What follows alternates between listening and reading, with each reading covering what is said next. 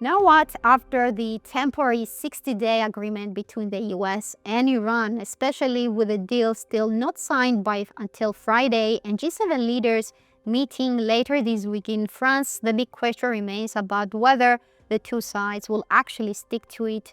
But markets are already reacting with risk sentiment improving and supporting markets such as gold and pound dollar. But the focus is quickly shifting back to central bank meetings later this week. And the real test now is whether dollar yen's recent weakness can actually turn into a more sustained downside move, as policy divergence between the Fed and the Bank of Japan is expected to build later this year. So let's have a look at the charts and see the reactions in markets and the outlook for gold first. We can see that the precious metal opened with a nice positive gap back into the 4,300 territory ahead of Fed's policy meeting due on Wednesday. The central bank will keep interest rates steady. This is widely expected, and but it's the first meeting for Kevin Warsh, and obviously all the attention will turn to his press conference. Investors would like to know about what could be the next move in interest rates, whether rate cuts could come back into play now that geopolitical risks are easing, or whether the central bank will maintain a more data-dependent approach, given that there is no guarantee that the geopolitical crisis in the Middle East is over. So any hawkish comments from the central bank could still keep any upside moves in the precious metal. However, from a technical perspective, if we look at the RSI and the stochastic oscillator, they are turning higher, they're improving, so that supports the current upside move. Of course, if we look at the market structure, the series of lower highs and lower lows from April is still in place, and we would like to a clear break above the 4,450 and beyond the 4,580 zone in order to retest the upper band of this broad bearish structure near 4,800 and 4,850. That also includes the 50% Fibonacci retracement of this level. So a violation here could actually send a stronger bullish signal, likely confirming additional gains towards the 5,000 psychological mark last seen back in March. Now, in the event that a bullish action could be justified if Kevin Warsh decides to adopt a more dovish tone and therefore brings rate cuts back on the table.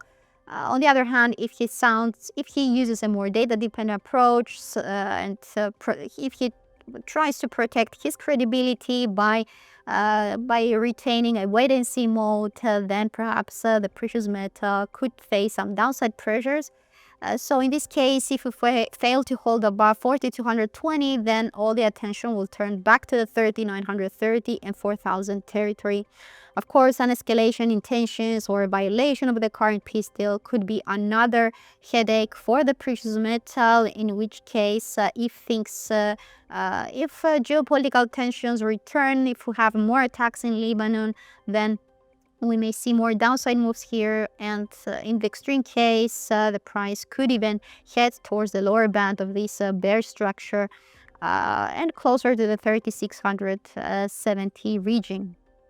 Now looking at pound dollar, the British pound has also benefited from the latest geopolitical news. It attempted to cross above the 1.3430 resistance, but it failed to do so. It's currently trading below this line. We will also have the Bank of England's rate decision later this week on Thursday. UK CPI data are also on the agenda a day earlier on Wednesday, while politics in the UK could be also another interesting topic later this week, as by-elections are scheduled for Thursday as well. It would be interesting to see if Prime Minister Starmer will get another leadership challenge as before he heads to the G7 meeting. Following the resignation of 2 MPs, that could make his leadership questionable to other leaders. So, consequently, that could add some extra pressure on the British pound. So we can see the price failing to close above the 50-day moving average over the past couple of sessions. If political outlook in the UK further worsens, we could see the price reversing lower to test the 1.3325 region, where it posted a double bottom pattern last week.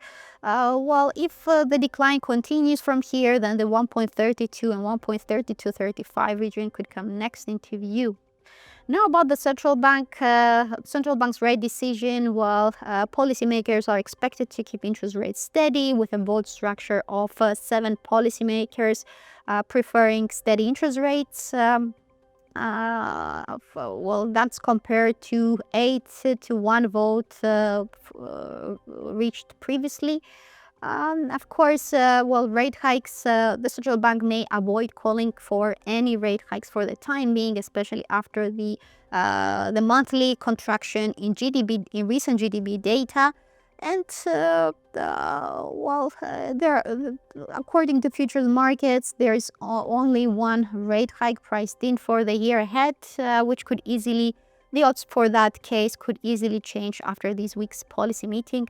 So it seems that there are more downside factors for pound dollar for the time being, unless the political outlook changes back to positive and the central bank's calls for monetary tightening in the event that inflation risks remain elevated.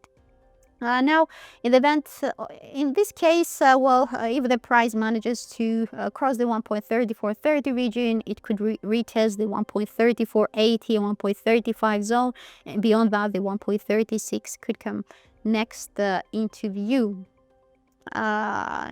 Now looking at dollar yen, which surprisingly remains resilient above the 160 number and within the intervention region despite the geopolitical relief. Obviously, investors are waiting for more clarity on whether the peace deal could be sustained or whether there will be more violations there. This is something that can support the dollar in the coming days. Now, the Bank of Japan is also announcing its rate decision on Tuesday. Expectations are for a rate hike. Interest rates could move to the highest level in more than 30 years, but this is already fully priced in. So what could cause volatility is perhaps any messages about further monetary tightening. In this case, dollar yen could break below 159.60 and continue towards the 158.50 and 158.90 zone. While lower than that, the 157.85 territory could come next into view, especially if there is more geopolitical optimism in the week ahead.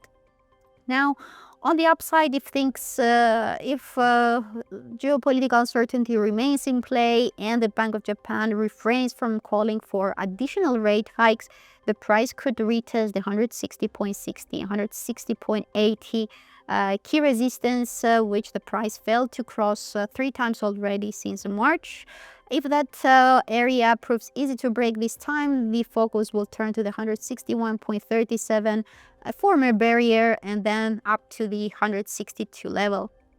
So that's everything I want to share with you guys. Thank you for watching. If you like this analysis, please subscribe to this channel and follow our technical updates on Thursday. Thank you for watching and see you next time. Bye bye for now.